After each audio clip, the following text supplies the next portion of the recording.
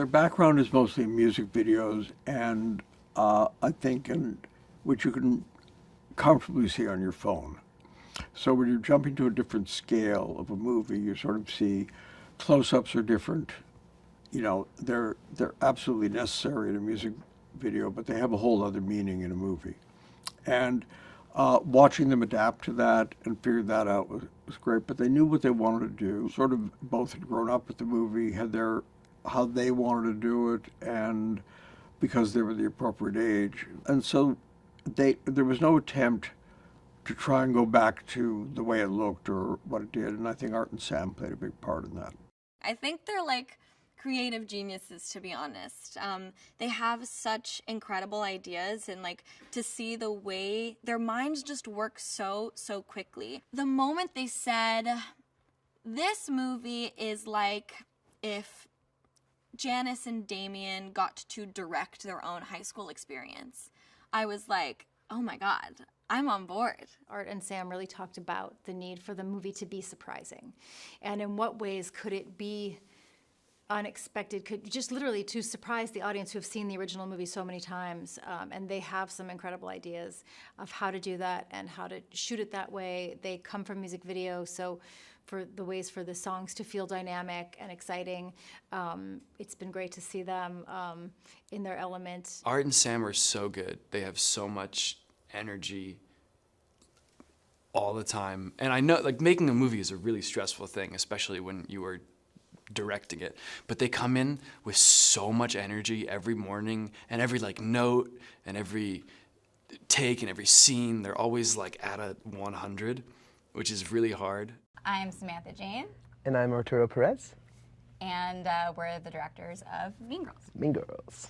I'm a massive fan of the original. Yeah, I mean, I grew up knowing every word. It was huge in high school when it came out. So my friends and I would just be repeating every single phrase from it, like just in its own language, you know? You can just speak Mean Girls. So I was unbelievably thrilled when this opportunity came around. These are high school girls, you know? They're experiencing these big emotions oftentimes for the very first time. So to be able to explore that, dive deeper, and explore that cinematically is a really cool thing. I mean, the original has such a good message of women should support other women. You know, we shouldn't bully each other, we shouldn't tear each other down. And I mean, that message is great 20 years ago, it's great 100 years ago, it's great 100 years from now. You know, it's a message that's always important to talk about. So I feel like if we can create a version now that connects to today's audience and kind of allow them to have a good time, you know? Because it's about having a good time and having that message be kind of like the medicine. So it's like the spoon of sugar that helps the medicine go down. It feels like we're doing what we're supposed to do. And I think that what we've done 20 years later is kind of like, I think it is a new twist. The first thing that we did was just meet with Tina in person.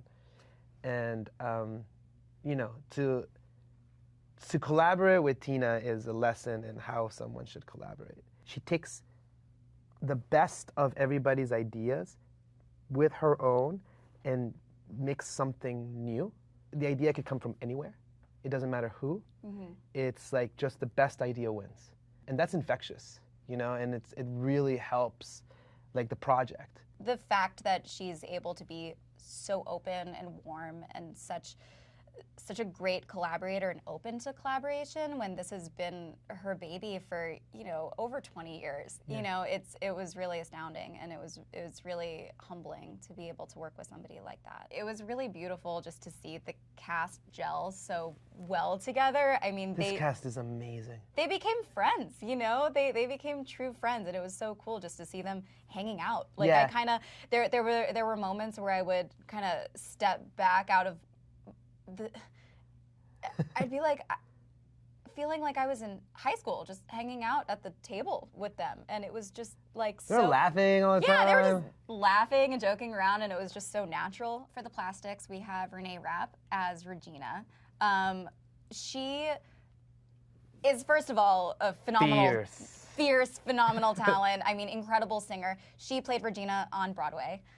So she's been living with this character for so long. I think in our first conversations with her, we were really talking about almost an unlearning of the Broadway version and what she would bring to screen, because I mean there's so much more subtlety and groundedness. So I think she was really excited to bring her truest Regina to screen. It's a good time. It is a good time. I mean, it is a really good time. It's like the perfect time, you know, to go out with your friends, bring your mom, you know. It feels like a really nice mother-daughter movie. It feels like a good friend group movie, a good best friend movie to go see, you know.